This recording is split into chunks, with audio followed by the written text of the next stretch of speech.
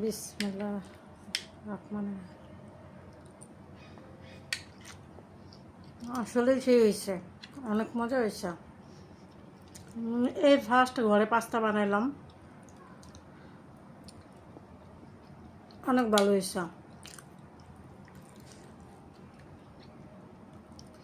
Thank you YouTube দেখে দেখে অবশ্য শিখছি আমি এই পাস্তাটা বানানো। হঠাৎ করে ইউটিউবে দেখে মনে হলো যে এভাবে আমি বানাই ফেলি। ঘরে তো গরু গোশত রান্না করা আছে, এরপরে বানাইছি।